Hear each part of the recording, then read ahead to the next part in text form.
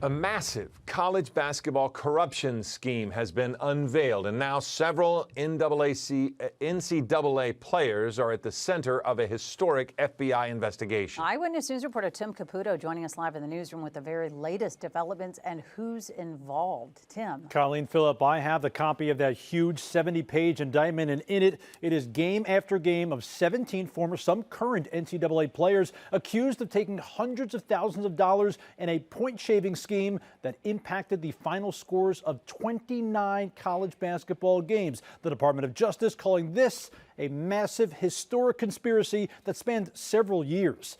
The DOJ alleges this scheme actually began in China with a former NBA player and college standout Antonio Blakeney intentionally underperforming in the Chinese Basketball Association, a professional league there, while bettors put big money on teams that Blakeney was losing to. It was so successful there, the alleged ringleaders of the conspiracy took the plan to college basketball here in the U.S. The Attorney General in eastern Pennsylvania claims more than a dozen D1 college players were bribed $10,000 to $30,000 a game, all to point shave, making sure their team lost by more points than expected. It didn't involve any major college powerhouses, but players at schools like Tulane and DePaul were allegedly involved. They recruited other players. They had players recruit their teammates. And this scheme and this conspiracy eventually mushroomed. It eventually enveloped 17 NCAA Division I programs, 39 players, and 29 games that we allege were either fixed or attempted to be fixed.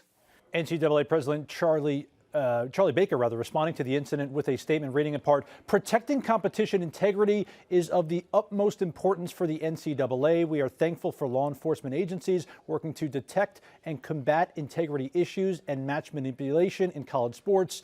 Through helpful collaboration and with industry regulators, we have finished or have open investigations into almost all of the teams in today's indictment." Now, the NCAA says they've already investigated other instances where players bet on their own performances. That's part of the reason they are calling for the elimination of those prop bets in college sports, where bets are made on specific player performances rather than those game outcomes. Recently, Major League Baseball actually worked with sportsbooks to cap the amount someone could actually wager on their prop bets after two pitchers in baseball were charged with rigging pitches to benefit those sports bettors. Clearly something that is pervasive in all sports now in college sports.